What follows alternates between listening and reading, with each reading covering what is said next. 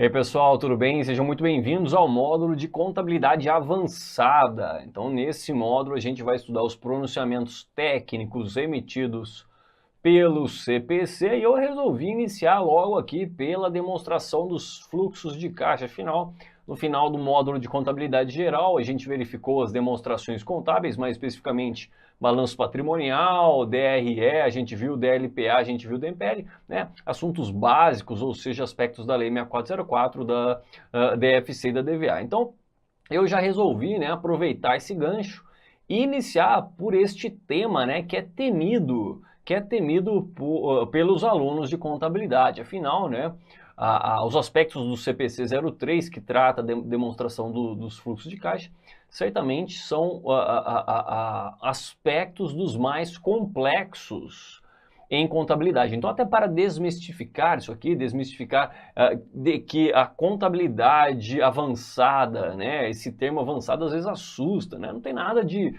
novidade, né, não tem nada de novidade, aliás, novidade vai ter, mas não tem nenhuma dificuldade, novidade a gente vai ter demais, né, mas não tem dificuldade.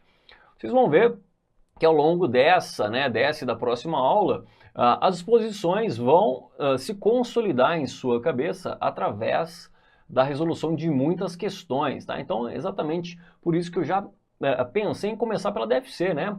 Para o aluno assustado, ele vê que não tem problema nenhum a tal da contabilidade avançada, né? Ou seja, o termo avançado, muitas vezes o aluno pensa que ele vai ter que ter um conhecimento avançado, né? Não, contabilidade avançada é porque são questões sobre os pronunciamentos técnicos, mas, né, muitas questões são bem tranquilas. Aliás, tem muitos alunos que até preferem aspectos de contabilidade avançada porque é algo mais decoreba, digamos assim. Então, aqueles alunos que têm facilidade com memorização, independente se ele está entendendo ou não, ele memoriza, né? Ele consegue resolver as questões, muitas vezes, de contabilidade avançada. Evidentemente que aqui eu sempre vou tentar trazer, né, uma lógica por trás, né, por trás das exposições a respeito dos pronunciamentos técnicos. Afinal, tudo, né, tudo tem a sua lógica. Então, vamos começar a falar a respeito da DFC. O que a gente falou lá no módulo de contabilidade geral? Que a DFC é uma demonstração obrigatória, segundo a Lei 6404, né, mas ela é obrigatória portanto, para companhias fechadas e companhias abertas, mas existe aí, né, um dispositivo da lei que fala o seguinte, que as companhias fechadas com patrimônio líquido inferior a 2 milhões de reais, elas ficam desobrigadas da elaboração e publicação da DFC. Então lembre-se que a DFC ela é obrigatória para companhias fechadas com PL igual ou superior a 2 milhões, assim como companhias abertas. Apenas isso que a Lei 6404 fala sobre a DFC, né? Então, a DFC, pensa bem no nome, né? Demonstração dos fluxos de caixa.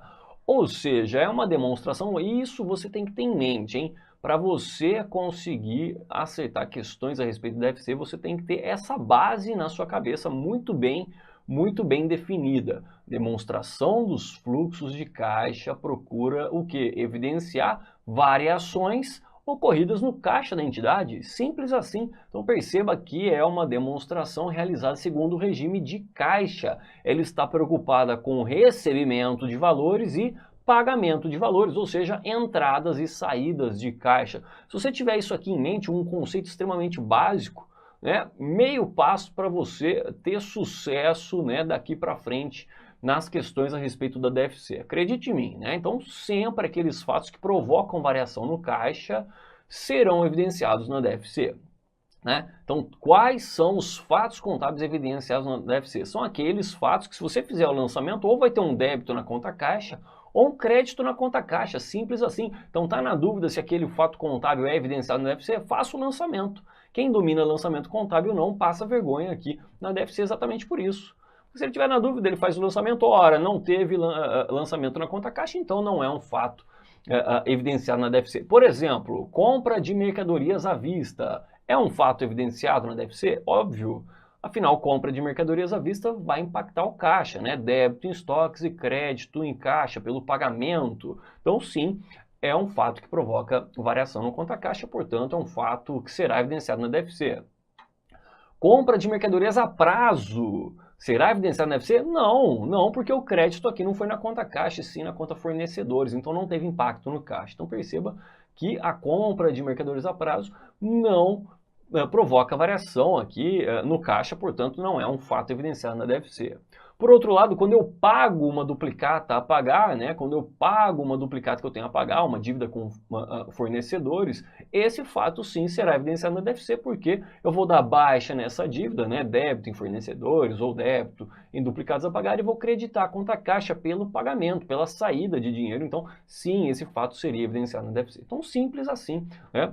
A única dificuldade aqui seria classificar os fatos de acordo com as atividades, afinal, a própria lei também fala, né, que a DFC ela é subdividida em 3 grandes blocos, ou seja, os fluxos de caixas provenientes das atividades operacionais, das atividades de investimentos e as atividades de financiamentos que a gente vai estudar aqui ao longo dessa aula. Então, são algumas, né, alguns pontos críticos, né, do estudo da DFC. O primeiro é esse que eu falei, você tem que ter isso em mente, que trata-se de uma demonstração que quer elaborar, né, evidenciar e elaborar, então, elaborar e evidenciar as variações da conta caixa. Simples, esse é um ponto crítico, se você tiver isso aqui em mente, né, grandes chances de sucesso em relação à DFC. O segundo ponto crítico seria classificar o determinado fato contábil de acordo com a sua atividade, ou seja, atividade operacional, de investimento ou financiamento, a gente já vai ver o que é, né? Existem mais outros pontos aí, chaves para a gente aceitar, que a gente vai ver aqui ao longo do curso, tá ok? Então vamos lá, né, estudar a DFC com calma, né, sem pressa, para que você nunca mais tenha calafrios a respeito de questões dessa amada demonstração. É a demonstração mais legal que a gente tem, porque ela brinca com raciocínio. Quem consegue raciocinar, né, acaba brincando com as questões. Realmente, né, é um desafio de aceitar essas questões. Então vamos lá na tela, olha aí, demonstração dos fluxos de caixa. Vamos dar uma olhadinha aqui, nos slides, né, que eu trouxe para vocês. Então, lembrando aqui que é o CPC 03, né, que trata da DFC, né, pronunciamento técnico CPC 03, lembrando, né, que se você deseja pegar todos os pronunciamentos técnicos, não é necessário, porque eu trago todas as disposições importantes para dentro das nossas aulas, né, aqui nos slides, mas se você desejar, você pode entrar lá em www.cpc.org.br, né, vai ter lá documentos emitidos, você vai lá em documentos emitidos, pronunciamentos, lá estará então a lista de pronunciamentos técnicos emitidos pelo CPC. Você pode até fazer o download, não vai sair lendo, né? Não vai sair lendo, porque é muito chato ler aquilo ali sem questões para resolver, sem uma explicação, né? Tenho certeza que você vai dormir se você sair lendo esses pronunciamentos técnicos. Então calma, né? A gente traz aqui para vocês, mas é uma ótima fonte de consulta. Maravilha. Então vamos lá. CPC 03. O que eu tenho para falar para vocês? Então, segundo, aqui eu trouxe só um slide que a gente já viu, só para a gente relembrar, né?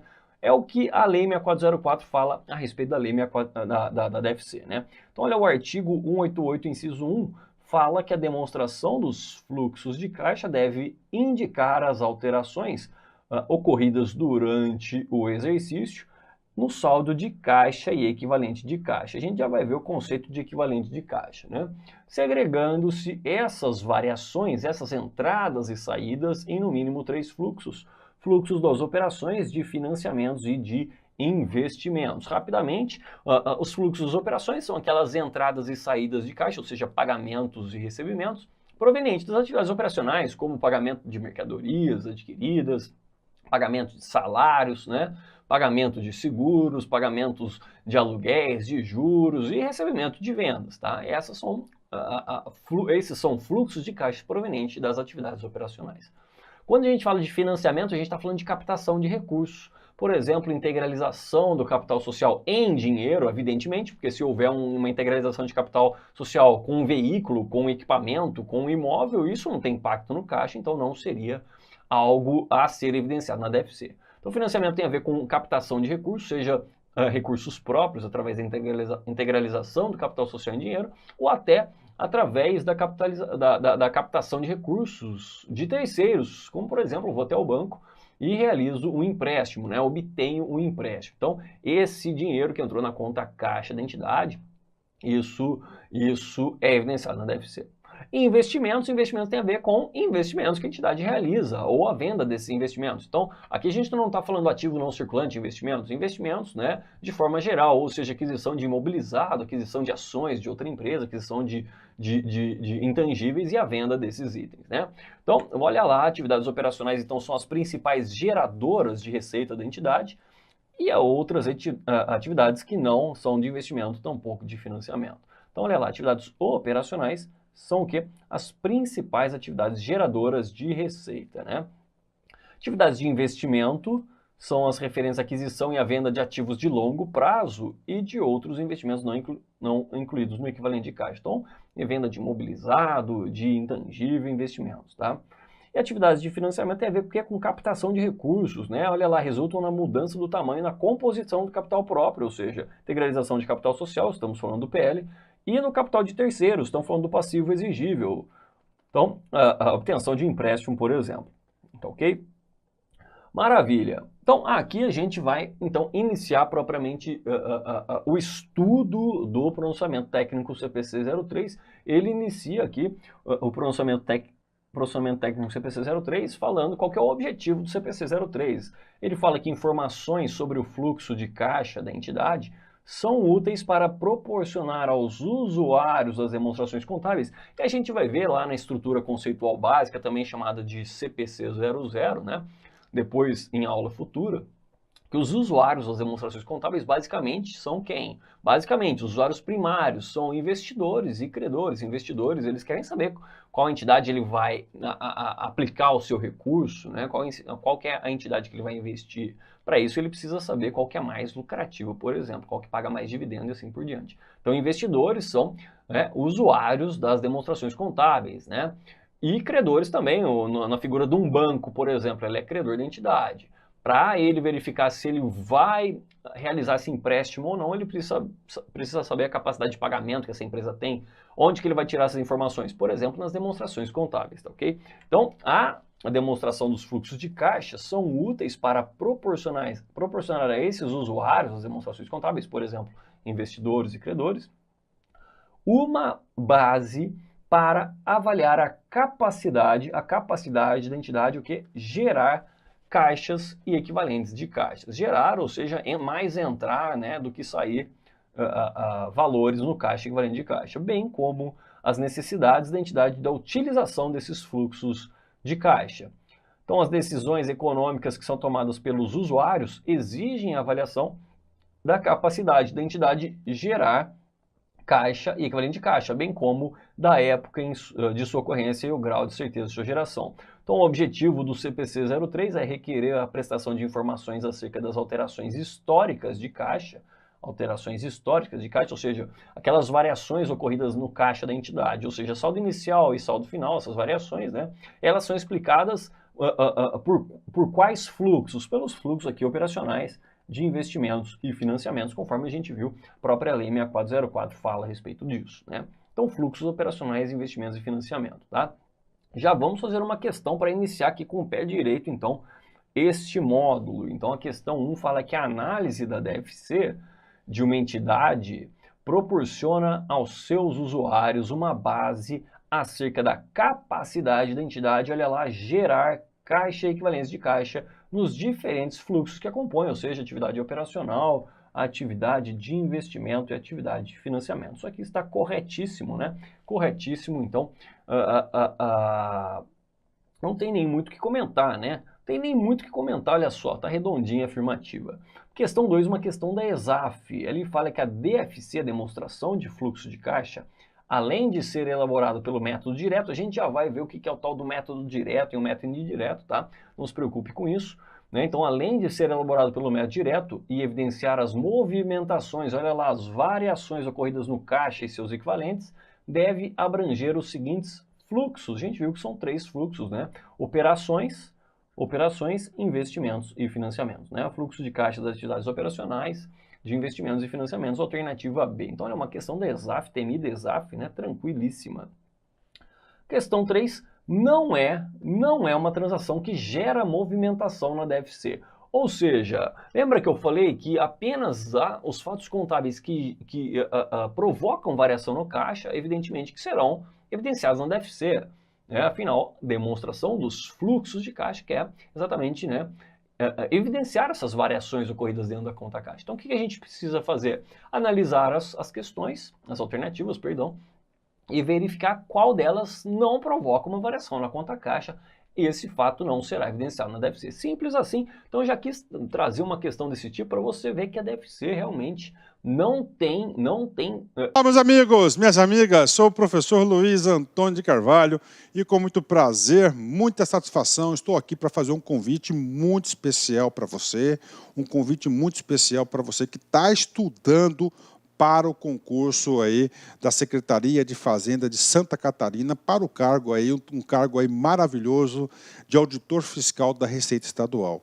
Nós aqui da Lá Concursos, em 2018, nós entramos aí para valer, super competitivo em concursos de carreiras fiscais. Então nós temos hoje aqui no site, né?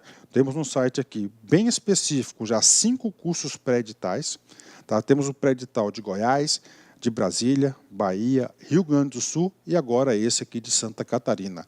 Nós queremos nos tornar o melhor e o maior site de carreiras fiscais do Brasil. E claro, para isso nós temos uma equipe de professores aqui top de linha. Nós não temos professores medianos aqui no nosso quadro. Vocês viram aí já a qualidade dessa aula demonstrativa, né? Professor, quanto custa? Como é que é esse programa de vocês? Gente, nesse curso nosso é o pré-edital. Todo curso da LAC pré-edital tem um período um pouco mais longo. Este curso, nós temos um prazo de 180 dias. Durante esse período, você poderá assistir às aulas quantas vezes quiser e na hora que desejar. Professor, e o investimento? Investimento apenas 10 parcelas de R$60. Ah, professor, estou com outra dúvida. Claro, vem comigo. Olha só, professor, matriculei hoje. E daqui 3 dias, por exemplo, o edital foi publicado. Eu tenho que fazer uma nova matrícula no pós-edital? Não, pode ficar tranquilo, porque se o edital for publicado dentro do prazo de acesso, nós faremos todos os ajustes a custo zero para vocês, mas tem que estar dentro do prazo de acesso. Bacana, meus amigos? Então, espero vocês aqui na Lá Concursos. Nós estaremos juntos nessa caminhada aí para você alcançar o tão sonhado cargo público de auditor fiscal da Receita Estadual. Ah, último recado, já ia esquecendo. Todas as segundas-feiras, nós aqui da Lá Concurso, no nosso canal do YouTube, nós temos uma live com o nosso coordenador de carreiras fiscais, o professor André Fantoni, que ele vai sempre explicar, dar informações, notícias, dicas, aulas, aulões, revisões para a carreira fiscal. Todas as segundas-feiras, às 19h30. Então, peço as gentilezas que se inscreva no nosso canal e seja nosso seguidor no nosso Instagram, porque nós transmitimos por esses 2 canais, Instagram e YouTube. Bacana, meus amigos? Um forte abraço, espero vocês. Fui, tchau, obrigado. Clique lá